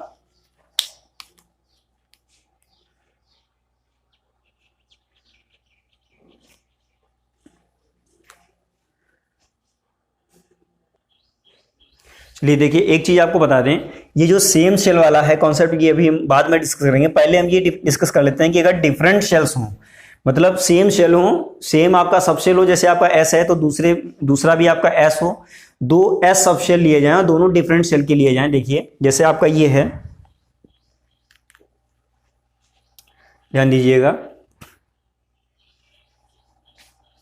केवल अकेले में पेनिट्रेशन नहीं हो सकता। देखिए यहां पर क्या कर रहे हैं, हम इसको 1s मान रहे हैं, और दूसरा जो शेल है इसको हम 2s मान लेते हैं। ये जो हमारे पास शेल है ये थोड़ा सा स्फेरिकल नहीं बना है। चलिए, ये आपका 2s एंड 1s, ये दो आपके शेल्स हैं। ये जो अंदर है ये वाला आपका 1s है और ये वाला आपका 2s है। अभी जो एक्चुअल रेडियस है इनकी वो क्या है, देखिए ये जो आपका है यहां से ही देखा जाएगा। ये रेडियस मान लिया हमने R2 और इसका जो रेडियस है ये मान लिया हमने R1, ठीक है। इनको हमने R1 R2 कर दिया। अब देखिए यहां पर होगा क्या, अभी इसमें मान लेते हैं कोई इलेक्ट्रॉन नहीं है, ठीक है। अब हम इसमें इलेक्ट्रॉन डालेंगे। मैंने आपको अभी इनिशियली डिस्कस किया है कि जो ये आपका पेनिट्रेशन है ये मल्टी इलेक्ट्रॉन फिनोमिना है, तो इसमें एक इलेक्ट्रॉन डालने से तो कुछ होगा ही नहीं। एक इलेक्ट्रॉन जैसे हमने इसमें डाल दिया 1s में, कुछ नहीं होगा, ठीक है। बट जब आपका एक इलेक्ट्रॉन हम 2s में डाल देंगे, देखिए एक ही में नहीं आपको रखना है, दोनों में इलेक्ट्रॉन होना जरूरी है, इसीलिए मल्टी ऑर्बिटल मल्टी इलेक्ट्रॉन है। मल्टी इलेक्ट्रॉन का मतलब ये नहीं है कि एक ही ऑर्बिटल में 2 इलेक्ट्रॉन आपने भर दिए, तब आपका शील्डिंग नहीं होगा। जब डिफरेंट ऑर्बिटल्स में डिफरेंट इलेक्ट्रॉन्स होंगे और 2 ऑर्बिटल्स होंगे तब आपका शील्डिंग होगा और तब आपका पेनिट्रेशन भी होगा। तो यहां पर क्या है, इनकी जो इनिशियल रेडियाई हैं वो हमने R1 और R2 मान ली। अब क्या होगा, पहले हम इसमें एक इलेक्ट्रॉन डालेंगे। 2 इलेक्ट्रॉन की मैं बात कर रहा था, मिनिमम 2 इलेक्ट्रॉन होने ही चाहिए आपके पास, तभी ये आप क्लियर कर पाएंगे। एक इलेक्ट्रॉन हमने इसको दिया, ठीक है, तो इसमें कुछ नहीं होगा, कोई अट्रैक्शन नहीं, जैसा था वैसे ही रहेगा, ठीक है। एक इलेक्ट्रॉन जब हमने इसको और दे दिया फिर इसमें हलचल मच जाएगी, फिर इसमें तूफान आ जाएगा। और ये जो आपका 1s है, 1s की जो इलेक्ट्रॉन डेंसिटी है वो क्या होगी, खींचने लगेगी अंदर की तरफ, देखिएगा, क्योंकि यहां पर स्फेरिकल चार्ज डिस्ट्रीब्यूशन है दोनों में, ठीक है। स्फेरिकल चार्ज डिस्ट्रीब्यूशन है तो 1s आपका ज्यादा नजदीक है न्यूक्लियस के, तो इसमें सबसे ज्यादा अट्रैक्शन होगा। 2s में थोड़ा कम होगा बट होगा उसमें भी, ठीक है। Due two symmetrical charge distribution, s orbital हैं तो दोनों में इनवर्ट पुलिंग होगी। और इनवर्ट पुलिंग देखो कैसे होगी ये भी आपको मैं बता दूं। देखिए ये जो आप अभी देख रहे हैं लाइन, इसका जो सरकमफ्रेंस है यही क्या होता है, ये इलेक्ट्रॉन डेंसिटी का एरिया होता है, यहीं तक इलेक्ट्रॉन डेंसिटी होती है, इस पट्टी पर इलेक्ट्रॉन्स आपके होते हैं। तो अब ये जो इलेक्ट्रॉन डेंसिटी है ये थोड़ी सी क्या हो जाएगी, अंदर की तरफ शिफ्ट हो जाएगी। मान लेते हैं इतना अंदर शिफ्ट हो गया, ठीक है, इसको यहां तक ये चला आया अंदर की तरफ। अब देखिए आपकी जो रेडियस है ये तो इतनी नहीं रह गई, कम हो गई, ठीक है। रेडियस आपकी कम हो गई कि नहीं कम हो गई। अब जो रेडियस आपकी है, एक्चुअल जो रेडियस है, मैं यहां पे देखिए रेड से ही मेंशन कर दे रहा हूं, इसको मैं इरेज कर रहा हूं यहां से, ठीक है। अभी इसको डिफरेंट कलर से मैं मेंशन करूंगा ताकि आपको बहुत अच्छे से क्लियर हो जाए। देखिए ये जो आपकी एक्चुअल रेडियस है अब ये वाली हो जाएगी, चलिए मैं इसको ग्रीन से मेंशन कर दे रहा हूं। देखिएगा ये वाली जो है 1s की जो रेडियस है वो ये वाली हो जाएगी, कुछ ऐसे ही तो होगी, ठीक है। ये आपकी रेडियस होगी ग्रीन वाली। और जब ये अंदर की तरफ इनवर्ट पुलिंग हो जाएगी तो यहां पर क्या होगा, ये जो 2s है ये क्या चुपचाप बैठा रहेगा, नहीं, इसकी भी इलेक्ट्रॉन डेंसिटी क्या होगी, इनवर्ट पुल होगी और अंदर की तरफ क्या हो जाएगा, कॉन्ट्रैक्ट हो जाएगा, अंदर की तरफ थोड़ा सा सिकुड़ जाएगा। देखिए इसकी भी इलेक्ट्रॉन डेंसिटी क्या होगी। देखिए एक चीज और आपको क्लियर कर दूं कि जो 2s है और ये 1s है दोनों में सिमेट्रिकल चार्ज डिस्ट्रीब्यूशन की वजह से ये अंदर की तरफ जा रहे हैं, ये चीज आप ध्यान रखना। इसकी जो इलेक्ट्रॉन डेंसिटी है वो ऐसे हो जाएगी,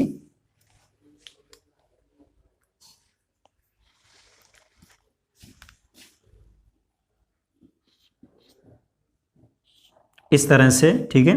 ये भी अंदर की तरफ शिफ्ट हो जाएगा और ये हम कह सकते हैं कि यहां पर जो इलेक्ट्रॉन डेंसिटी है दूसरे ऑर्बिटल की, वो दूसरे ऑर्बिटल की जगह पे पहुंच जाएगी। देखिएगा इसको मैं रेड से कर रहा हूं,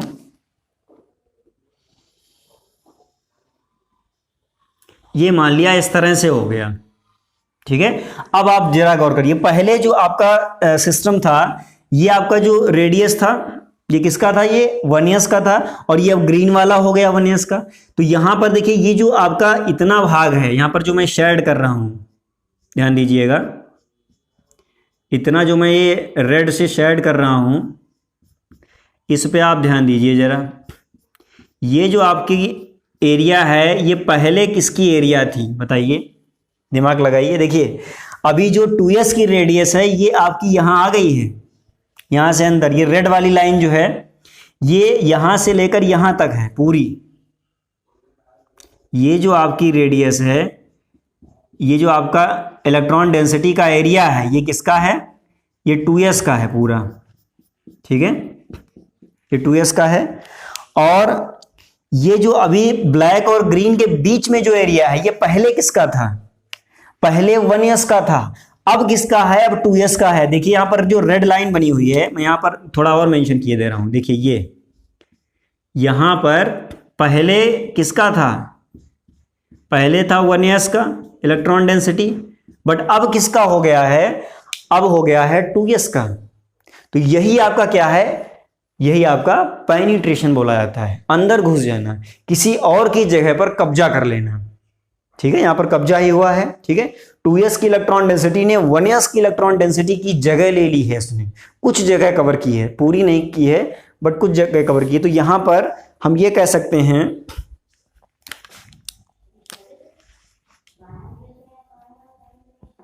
ये जो आपका आउटर सबशेल है उसकी इलेक्ट्रॉन डेंसिटी का अंदर के ऑर्बिटल की इलेक्ट्रॉन डेंसिटी की जगह पर चले जाना, तो यहां पर लिखा जाएगा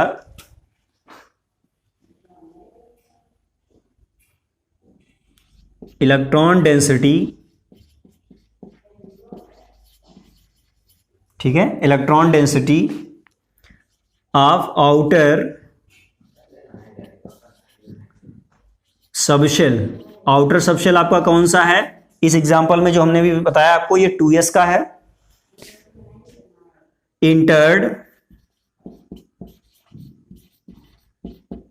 इनटू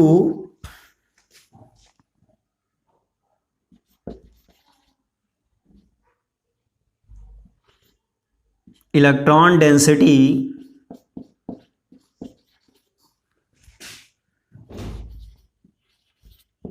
रीजन ऑफ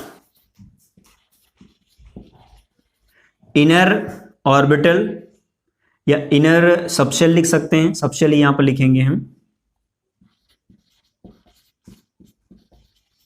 ठीक है, इनर सबशेल। सच फिनोमिना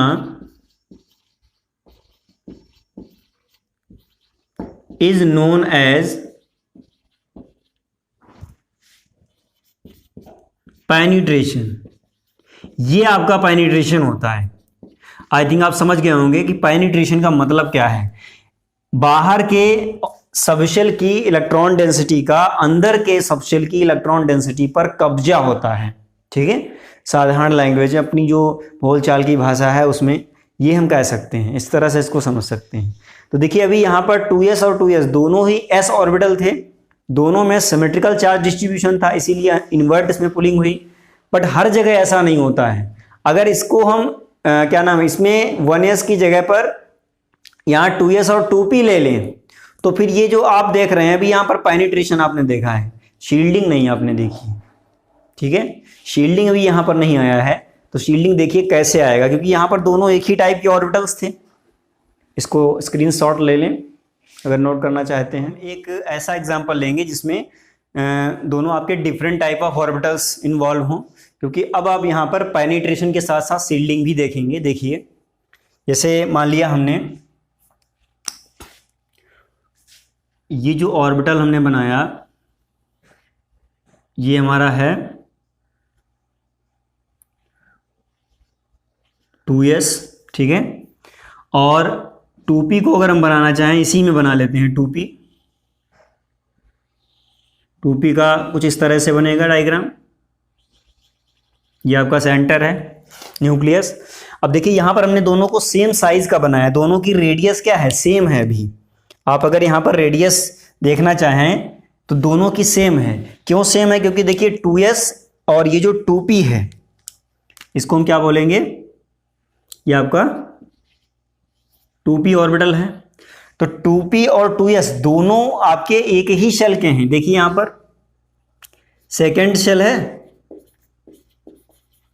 सेकेंड शेल में n इज इक्वल टू 2 होता है और इसी में 2s भी होता है और 2p भी होता है। तो इसलिए जब आपका नंबर ऑफ शेल सेम है, एक ही शेल के हैं, तो एक ही शेल के जितने भी आपके सब शेल होते हैं वो सभी सेम साइज के होते हैं। ये आप ध्यान रखिएगा, ये आपका प्रीवियस बेसिक कॉन्सेप्ट है, ये आप 11th-12th में ही पढ़ते हैं।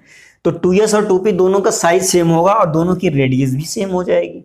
ठीक है, अब देखिए यहां पर क्या होगा, जैसा कि मैंने प्रीवियस में भी बताया था कि 1s और 2s में एक एक इलेक्ट्रॉन ऐड करेंगे, ऐसे ही इसमें भी हम करेंगे। पहले जब हम 2s में एक इलेक्ट्रॉन डालेंगे तो वो क्या होगा, इन्वर्ट खींचेगा। ठीक है, फिर जब इसमें हम इलेक्ट्रॉन डालेंगे तो क्या होगा, और ये जो आपका 2s में जब इलेक्ट्रॉन जाएगा तो वो इन्वर्ट पुलिंग होगी। इन्वर्ट पुलिंग देखिए कैसे होगी, देखिएगा जैसे प्रीवियस में हमने बताया था वैसे ही ये कुछ इस तरह से हो जाएगा। मान लिया ये इतना अंदर चला गया, ठीक है, इसको हम हटा दे रहे हैं यहां से, इस तरह से।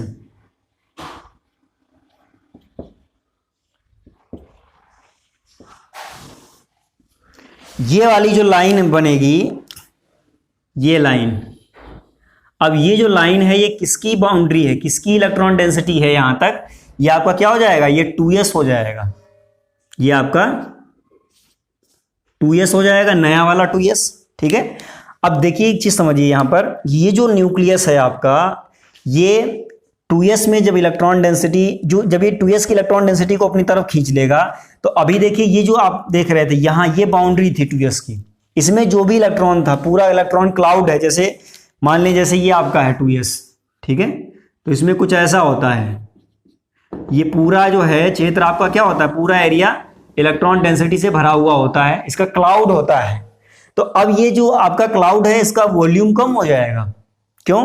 क्योंकि इसमें जो इसकी जो साइज है वो कॉन्ट्रैक्ट हो गई, उसमें कॉन्ट्रैक्शन हुआ है, वो सिकुड़ गया अंदर की तरफ। जब सिकुड़ जाएगा तो उतनी ही इलेक्ट्रॉन डेंसिटी रहेगी, इलेक्ट्रॉन डेंसिटी तो आपकी कम नहीं होनी है, केवल साइज कम हो गया है।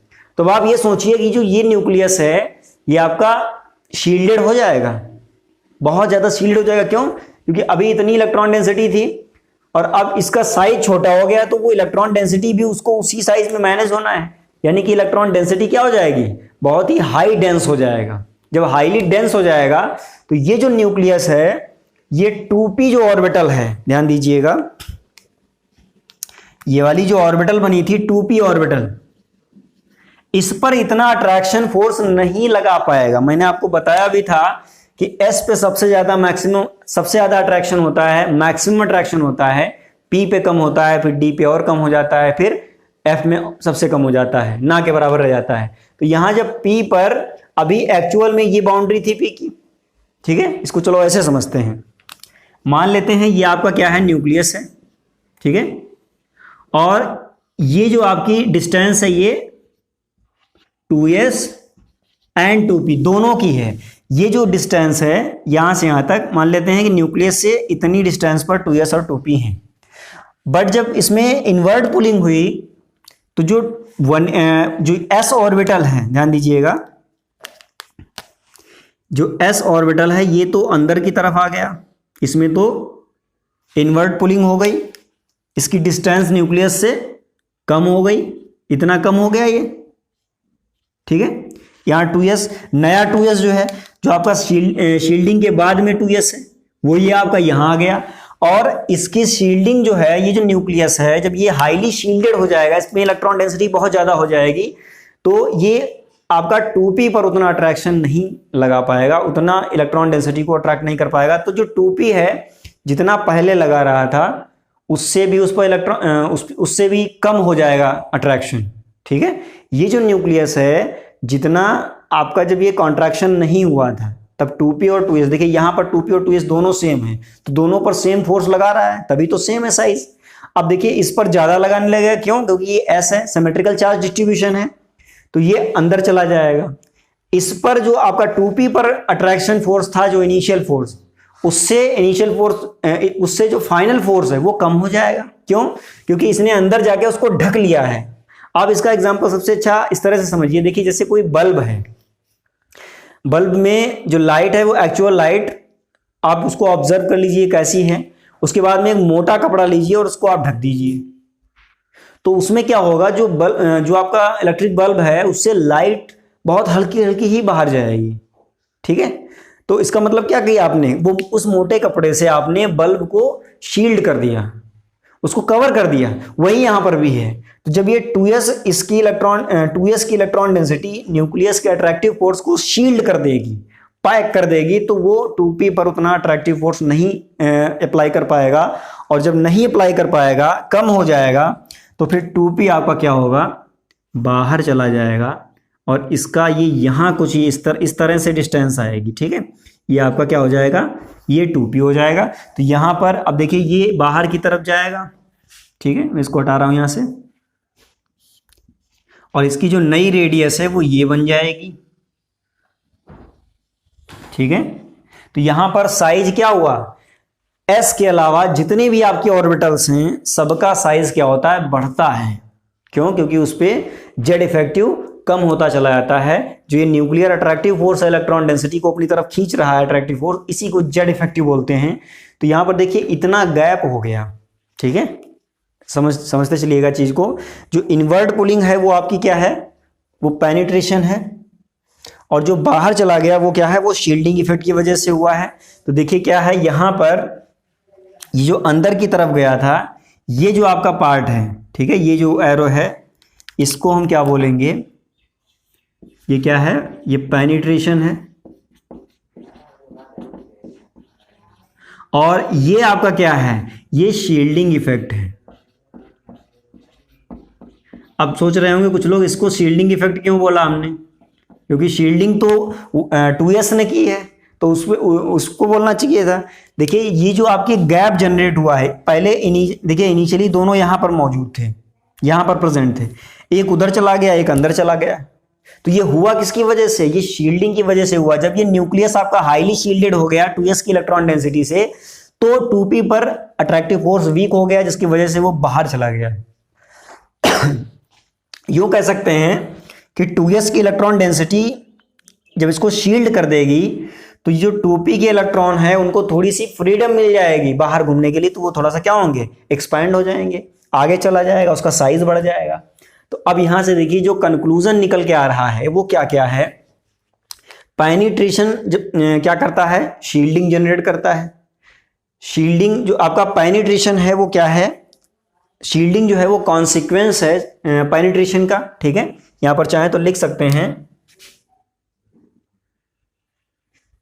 चलिए मैं यहां लिख दे रहा हूं,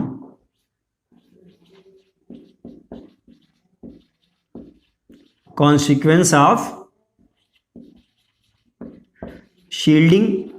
कॉन्सिक्वेंस का मतलब है वो पीछे पीछे आएगा। देखिए पेनिट्रेशन जब हुआ तो इसका शील्डिंग हुआ, तभी ये उधर गया, यानी कि शील्डिंग इफेक्ट जनरेट हुआ। बात समझते रहिएगा। तो ये आपका हुआ। अब देखिए इसमें एनर्जी गैप हो गया, पहले जो ये ऑर्बिटल्स थी आपकी और अब जो ऑर्बिटल्स हैं इनमें बहुत डिफरेंस है, और यहाँ से ये जो आपका शील्डिंग और पेनिट्रेशन है इसकी वजह से एक यहाँ पर नई केमिस्ट्री का जन्म होता है, उसको हम पढ़ते हैं डिजनरेसी। ठीक है, डिजनरेसी में दो टर्म आपके आते हैं, डिजनरेट ऑर्बिटल्स, डिजनरेट सबशेल्स और नॉन डिजनरेट सबशेल। तो अभी देखिए ये जो 2s और 2p थे, यहाँ पर जब हम यहाँ ब्लैक से इसको मेंशन किए हैं, ये आपके क्या थे, ये डिजनरेट सबशेल थे। यहाँ पर मैं लिखे दे रहा हूँ 2s 2p आपके क्या हैं, ये आपके यहाँ पर अभी पेनिट्रेशन से पहले डिजनरेट सबशेल हैं, ऑर्बिटल नहीं है यहाँ पर, ध्यान रखिएगा, क्योंकि एक ही शेल के सबशेल हैं, प्रिंसिपल क्वांटम नंबर सेम है, डिजनरेट हैं। ठीक है,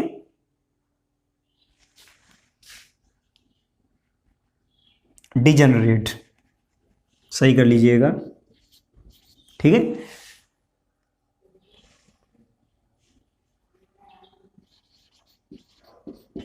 डिजनरेट सबशेल है। बट अभी ये जो 2s और 2p हैं इनके बीच में एनर्जी गैप हो गया है, इनकी एनर्जी डिफरेंट हो गई है। यहाँ पर डिजनरेट सबशेल का मतलब भी समझ लीजिए, ये आपके क्या होते हैं, सेम इन एनर्जी, इनकी एनर्जी सेम होती है। और ये जो 2s और 2p आप देख रहे हैं, देखिएगा ये जो 2s है और एक आपका 2s है और दूसरा क्या था, ओ सॉरी यहाँ पे, चलिए 2p, क्योंकि इसको हमने रेड से मेंशन किया तो यहाँ भी हम रेड से ही मेंशन करेंगे, और दूसरा आपका था 2s। चलिए दोनों में देखिए क्या है, ये दोनों क्या है, ये दोनों डिजनरेट नहीं हैं, तो डिजनरेट नहीं है तो फिर ये क्या होंगे, ये होंगे नॉन डिजनरेट। ठीक है, नॉन डिजनरेट सबशेल हैं ये। और ये जो नॉन डिजनरेसी है ये किसकी वजह से आई है बताइए। नॉन डिजनरेसी का मतलब होता है डिफरेंट इन एनर्जी, ध्यान रखिएगा, सबशेल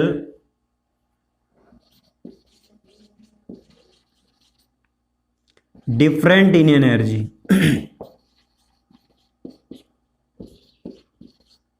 ठीक है, इनकी एनर्जी डिफरेंट हो गई, तो ये किसकी वजह से हुई है, ये पेनिट्रेशन की वजह से हुआ है। तो यहां देखिए शील्डिंग इफेक्ट जो आपका है यहाँ पे, इसने क्या किया है, एक तो साइज बढ़ा दिया है किसका, ऑर्बिटल्स का, शील्डिंग की वजह से साइज ऑफ ऑर्बिटल सभी का नहीं बढ़ता है, इंक्रीज। ठीक है, P का बढ़ा हुआ है यहाँ पर, S का नहीं बढ़ेगा, हमेशा देंगे S का कभी नहीं बढ़ेगा, चाहे 3s हो, चाहे 1s हो, चाहे 2s हो, चाहे 4s हो, कोई भी s हो, S का नहीं बढ़ेगा। उसके बाद जितने भी ऑर्बिटल्स आएंगे P, D, F सभी का बढ़ेगा किसी भी क्वांटम नंबर के साथ। पेनिट्रेशन में क्या किया है, पेनिट्रेशन ने शील्डिंग जनरेट की है, तो पेनिट्रेशन की वजह से आपका इसमें जो डिजनरेसी है वो क्या हुई है, लॉस हो गई है। ठीक है,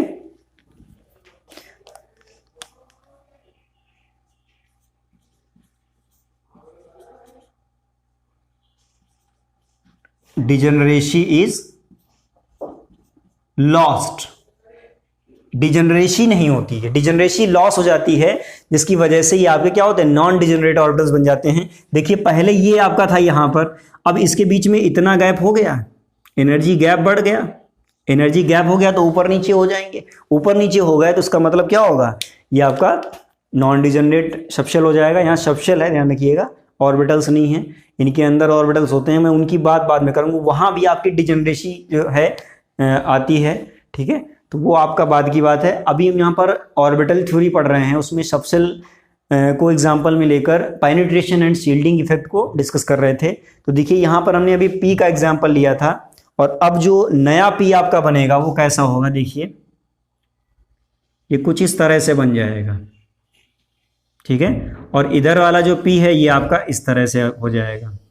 तो अब आप समझ गए होंगे कि ये जो 2p है इसका साइज बढ़ जाएगा। ऐसे ही अगर हम D का बनाते तो D का और एक्सपेंड कर जाता, F का बनाते तो F का और एक्सपेंड कर जाता। तो देखिए पेनिट्रेशन शील्डिंग दोनों आपके क्या हैं, अपोजिट हैं देखा जाए तो। यहाँ पर अगर हम पेनिट्रेशन की बात करें, देखिए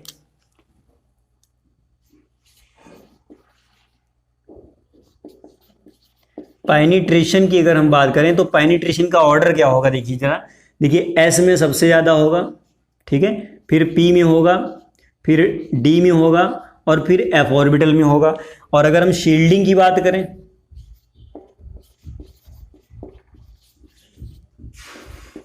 तो शील्डिंग इफेक्ट जो है इसका जस्ट उल्टा हो जाएगा, सबसे कम होगा S में, सबसे उसके बाद में P में होगा, फिर D में होगा, और फिर आपका F में होगा। एक चीज यहां पर ध्यान रखना है, देखिए शील्डिंग इफेक्ट है ये, ना कि शील्डिंग है।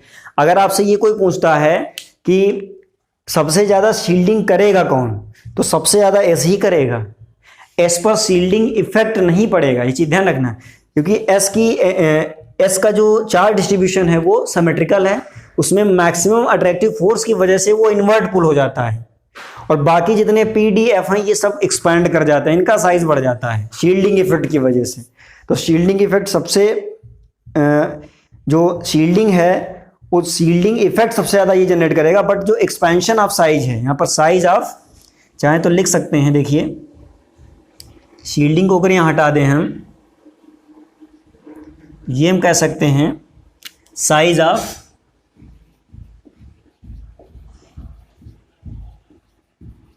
Subshell due to shielding. तो आपका ये ऑर्डर हो जाएगा, एस का छोटा होगा, फिर पी का बड़ा होगा, फिर डी का होगा, फिर एफ का होगा। ठीक है, ये आपका ऑर्डर हो गया। तो देखिए ये जो आपका है, मैंने आपको बता दिया कि पेनिट्रेशन क्या है, शील्डिंग क्या है। विदाउट पेनिट्रेशन शील्डिंग नहीं हो सकती है। ठीक है, यानी कि ऐसा तुमको कहीं भी एग्जाम्पल नहीं मिलेगा जहां शील्डिंग हो रही हो, पेनिट्रेशन ना हो रहा हो। पेनिट्रेशन ही क्या है, समझ लीजिए गांधी जी की लाठी है, विदाउट उसके कोई काम नहीं होना है।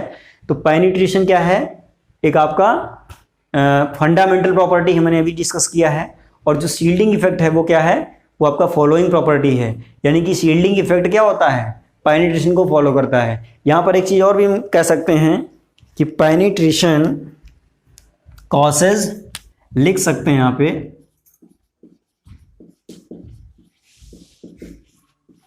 पेनिट्रेशन कॉसेज शील्डिंग, क्योंकि पेनिट्रेशन ही क्या होता है, कारण होता है शील्डिंग का। ठीक है, ये भी हम लाइन लिख सकते हैं यहाँ पे, तो नोट कर लीजिए इसको। और अभी हम इसमें कुछ और भी बातें आपको बताएंगे। चलिए अब देखिए, जो आपके एग्जाम्स में क्वेश्चंस आते हैं वो शील्डिंग और पेनिट्रेशन से रिलेटेड कैसे पूछे जाते हैं, उनके बारे में हम डिस्कशन कर लेते हैं। और एक चीज़ आपको और बता दें कि जो आपके क्वेश्चंस उठते हैं वो केमिकल स्पीसीज से उठते हैं। ठीक है, तो सबसे पहले हम केमिकल स्पीसीज डिस्कस कर लेते हैं कि आपकी जो केमिस्ट्री है उसमें कितनी टाइप की केमिकल स्पीसीज हैं। ठीक है, देखिए जो आपका ये बेसिस है, इसमें अगर हम केमिकल स्पीसीज की बात करें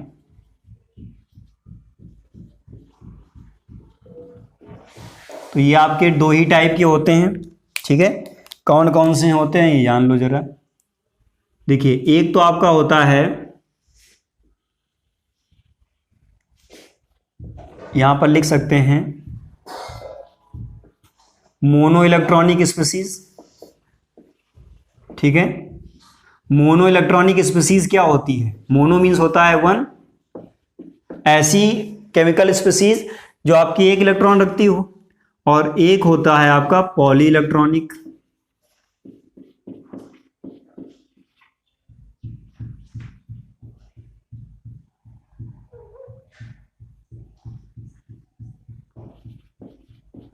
poly electronic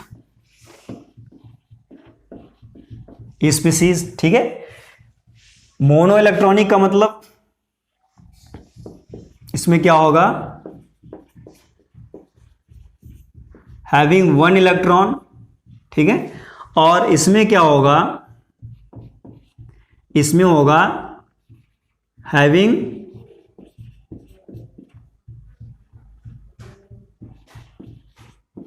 more than one electron.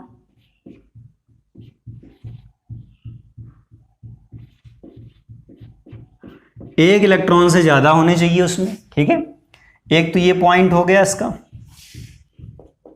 दूसरा, अगर हम एग्जाम्पल की अगर बात कर लें, जैसे आपका हाइड्रोजन है। ठीक है, क्या है, मोनो इलेक्ट्रॉनिक है, हीलियम प्लस है। उसके बाद में अगर हम लिथियम की तरफ जाएं, लिथियम डबल प्लस है, एक्सेट्रा, बहुत सारे हैं ऐसे ही। ठीक है, तो ये आपके क्या है, ये सब सिंगल इलेक्ट्रॉन वाले, सभी में एक एक इलेक्ट्रॉन होता है। हीलियम में दो होते हैं, पॉजिटिव चार्ज का मतलब एक इलेक्ट्रॉन कम हो गया। लिथियम के पास 3 इलेक्ट्रॉन्स होते हैं, 2 पॉजिटिव चार्ज का मतलब इसमें 2 इलेक्ट्रॉन कम कर दो, यानी एक इलेक्ट्रॉन। ऐसे ही इधर एग्जाम्पल अगर हम लें तो इसमें आपका देखिए क्या होगा, He हो गया, लिथियम प्लस हो गया, बेरियम या बोरॉन डबल प्लस हो गया। बहुत सारी स्पीसीज हैं, कहने का मतलब है जिसमें एक से ज्यादा इलेक्ट्रॉन हो। इसके पास 2 इलेक्ट्रॉन है, इसके पास भी 2 इलेक्ट्रॉन है, इसके पास में बोरॉन का 5 होता है, इसके पास में 3 इलेक्ट्रॉन्स हैं। तो आई थिंक आपके जितने भी एग्जांपल हैं जो आपके एक इलेक्ट्रॉन रखते हैं वो मोनो इलेक्ट्रॉनिक स्पीसीज हैं, एंड जो आपके मोर देन 1 इलेक्ट्रॉन रखते हैं वो सारी आपकी पॉली इलेक्ट्रॉनिक स्पीसीज हैं। अब देखिए मैंने आपको ये बताया था कि कहीं भी जहां भी एक इलेक्ट्रॉन केवल होगा किसी स्पीसीज में, तो वहां पर आपका पेनिट्रेशन या शील्डिंग नहीं होता है। तो यहां पर हम देखिए वही चीज करने वाले हैं। यहां पर देखिए क्या होगा, जब आपकी मोनो इलेक्ट्रॉनिक स्पीसीज हैं तो इसमें लिखा जाएगा नो पेनिट्रेशन, क्योंकि इसमें पेनिट्रेशन हो ही नहीं सकता। मैंने अभी बताया आपको, हमेशा इस चीज को ध्यान रखना, no penetration and no shielding. इसमें ना तो शील्डिंग होगी और ना ही आपका पेनिट्रेशन होगा। इसमें देखते हैं क्या है, मल्टी इलेक्ट्रॉन सिस्टम है, एक से ज्यादा इलेक्ट्रॉन है, इसमें पॉसिबल है। इसमें लिखा जाएगा पेनिट्रेशन एंड शील्डिंग दोनों आपके होंगे टेक्स प्लेस। ठीक है, टेक्स प्लेस, पेनिट्रेशन हो जाएगा, शील्डिंग हो जाएगी। तो पेनिट्रेशन और शील्डिंग हो जाएगी तो वहां पर डिजनरेसी भी लॉस हो जाएगी। ठीक है, पेनिट्रेशन और शील्डिंग की वजह से क्या होता है, एनर्जी गैप बढ़ता है। तो यहां पर देखिए पेनिट्रेशन नहीं है और यहां पर ना तो शील्डिंग है, तो यहां पर नो कॉन्ट्रैक्शन और एक्सपेंशन। ठीक है, क्योंकि साइज बढ़ता घटता है ना ऑफ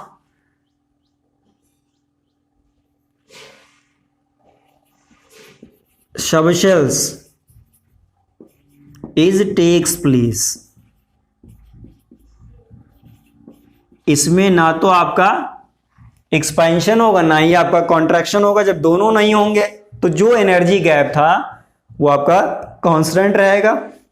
इसमें इसका उल्टा हो जाएगा, इसमें क्या होगा, इसमें लिखा जाएगा कॉन्ट्रैक्शन। और एक चीज ये ध्यान रखना, contraction s orbital s subshell का ही होता है, ध्यान रखिएगा। कॉन्ट्रैक्शन और एक्सपेंशन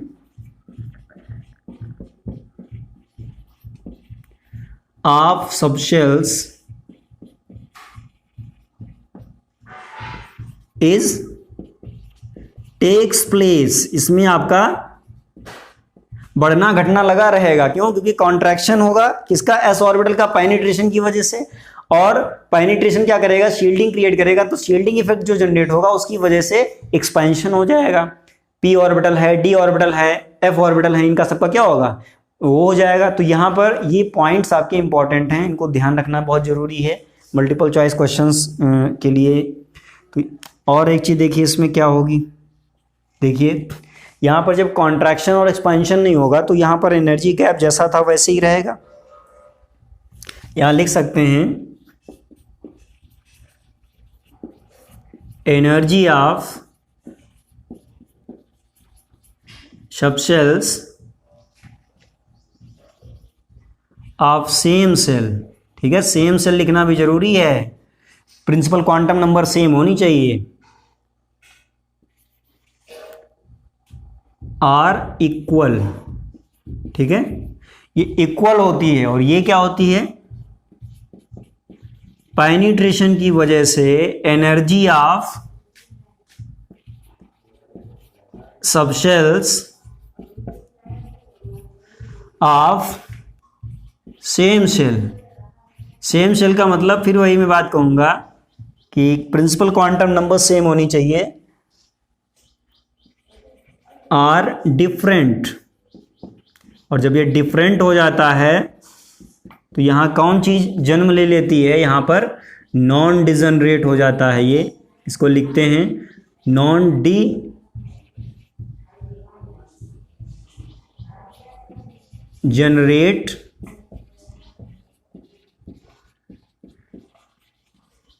सबशेल्स।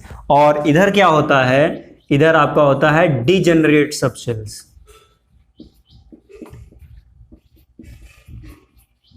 ठीक है, डिजेनरेट शेल्स लिख गया है, सबशेल।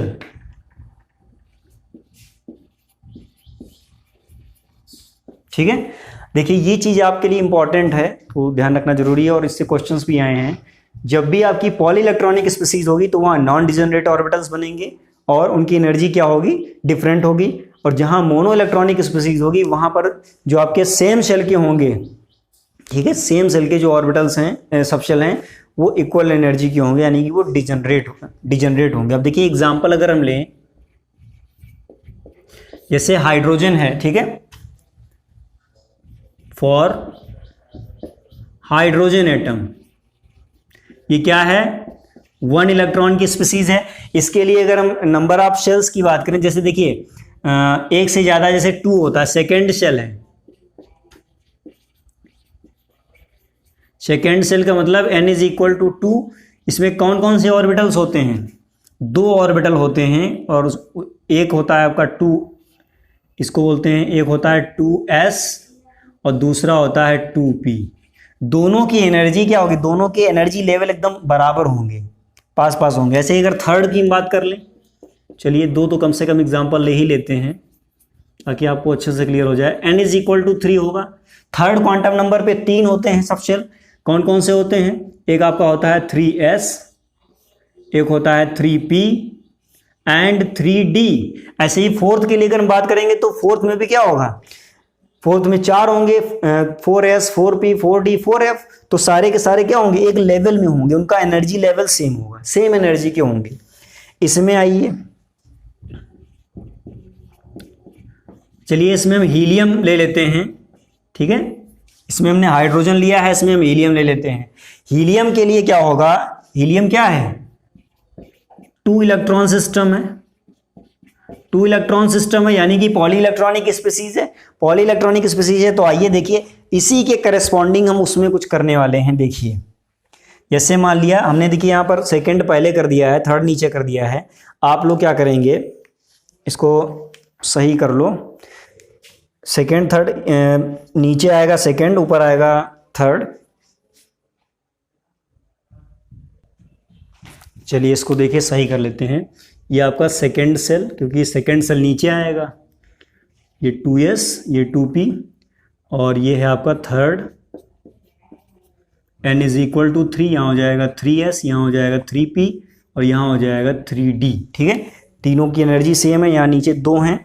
अब मैंने आपको देखिए ये कहा था कि सेम शेल का मतलब है एक ही प्रिंसिपल क्वांटम नंबर वाले शेल्स में सबशेल की एनर्जी सेम होती है, तो उन्हें क्या बोलते हैं, डिजेनरेट सबशेल। ये तीनों डिजेनरेट हैं, ये दोनों डिजेनरेट सबशेल हैं। ठीक है, समझ गए। यहाँ पर देखिए, यहाँ क्या होगा, सेकेंड पे सेकेंड शेल, इसका मतलब principal quantum number 2, principal quantum number 2 है। अब देखिए यहाँ पर 2 आपके सबशेल हैं, 2s एंड 2p, दोनों की एनर्जी क्या होगी, डिफरेंट होगी। देखिए क्या होगी, यहाँ पर मान लेते हैं, इसको थोड़ा और नीचे मेंशन करते हैं क्योंकि यहाँ जगह कम पड़ने वाली है। देखिए मान लेते हैं यहाँ पर सेकेंड शेल है, n इज इक्वल टू 2। ठीक है, चलिए सही है। इसमें 2 आपके हैं, सबसे नीचे आपका क्या होगा, सबसे नीचे आपका होगा 2s। ठीक है, उसके ऊपर आपका होगा 2p। अब देखिए दोनों की एनर्जी डिफरेंट है। ऐसे ही थर्ड सेल की अगर हम बात करें तो थर्ड सेल में आपको 3 मिलने वाले हैं, n इज इक्वल टू 3। ठीक है, कौन कौन से हैं, एक तो आपका होगा 3s 3p एंड 3d। ये सब आपके क्या है, देखिए डिफरेंट एनर्जी लेवल है, इनके बीच का जो गैप है इसे बोलते हैं एनर्जी गैप। अब तीनों की एनर्जी डिफरेंट है, तो ये तीनों क्या हैं, ये सारे के सारे नॉन डिजेनरेट हैं। क्यों, क्योंकि सभी की एनर्जी सेम नहीं है, सबकी अपनी अलग अलग एनर्जी है, और सबकी यहाँ से देखिए 2s 2p 3s 3p 3d, इनके सबकी एनर्जी डिफरेंट है। तो ये चीज़ आप ध्यान रखिएगा। अभी हम इस पर इसी कॉन्सेप्ट पर कुछ क्वेश्चंस करेंगे। ठीक है, और वो आपके बोर्ड उसमें कॉम्पिटिटिव एग्जाम्स में भी आए हैं, तो उनको हम देख कर ये समझेंगे, उनको जज करने की कोशिश करेंगे कि एग्जाम्स में किस तरह के क्वेश्चंस आपसे पुटअप किए जाते हैं। इसको नोट कर लो। चलिए देखिए ये 2 क्वेश्चंस हैं आपके, question number 1 and question number 2। ये आपके आज जो वीडियो हमने आपको दिया है इसी पर बेस्ड हैं। देखिए पहला क्वेश्चन है आपका, the correct energy order of subshell of carbon triple plus is. तो सबसे पहले तो आप ये ध्यान दीजिएगा कि जो कार्बन ट्रिपल प्लस है, ठीक है, कार्बन ट्रिपल प्लस आपकी कैसी स्पीसीज है, ये पहले पता करना है, देन उसके बाद ही आप इसको डिसाइड कर पाएंगे। देखिए इसका सॉल्यूशन क्या होगा। कार्बन ट्रिपल प्लस जो है आपका कैसी स्पीसीज है। कार्बन ट्रिपल प्लस में कितने आपके इलेक्ट्रॉन्स होते हैं, 3 इलेक्ट्रॉन सिस्टम है, ठीक है, 3 इलेक्ट्रॉन सिस्टम है। इसका मतलब क्या होगा, ये पॉली इलेक्ट्रॉनिक है। पॉली इलेक्ट्रॉनिक है तो मैंने आपको अभी डिस्कस किया है कि पॉली इलेक्ट्रॉनिक स्पीसीज में पेनिट्रेशन एंड शील्डिंग दोनों होते हैं कि नहीं होते हैं, होते हैं। और जब पेनिट्रेशन एंड शील्डिंग दोनों आपके होते हैं तो उस केस में जो ऑर्बिटल्स हैं सेम एनर्जी लेवल के वो डिफरेंट होते हैं, उनकी एनर्जी का ऑर्डर जो है वो इंक्रीजिंग होता है। देखिए यहाँ पर जैसे ये वाला है आपका 3s 3p 3d, ठीक है, पहला आपका है 2s 2p, ये भी आपका नहीं होगा क्योंकि 2s की एनर्जी कभी ज़्यादा नहीं हो सकती। यहाँ लिखा है 3s 3p 3d, 3s की एनर्जी नहीं ज़्यादा होगी, न्यूक्लियस के सबसे नज़दीक होता है, जितना दूर होगा न्यूक्लियस से, ठीक है, ध्यान रखिएगा इस चीज़ को। जो सबशेल आपका जितना दूर होगा न्यूक्लियस से उतनी ही ज़्यादा उसकी एनर्जी होती है। तो ये वाला भी ऑर्डर आपका इनकरेक्ट है क्योंकि इसमें सबसे कम इसको 3d को दिखाया है जबकि सबसे बाहर होता है।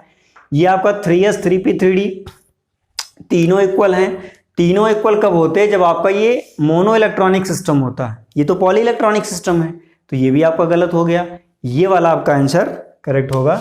तो ये जो आपका ऑप्शन है ये आपका करेक्ट होगा, ठीक है, क्योंकि यहाँ पर तीनों की एनर्जी डिफरेंट होगी और तीनों का जो इक्वल ऑर्डर है, जो आपका ऑर्डर ऑफ एनर्जी है वो ये होगा, ठीक है।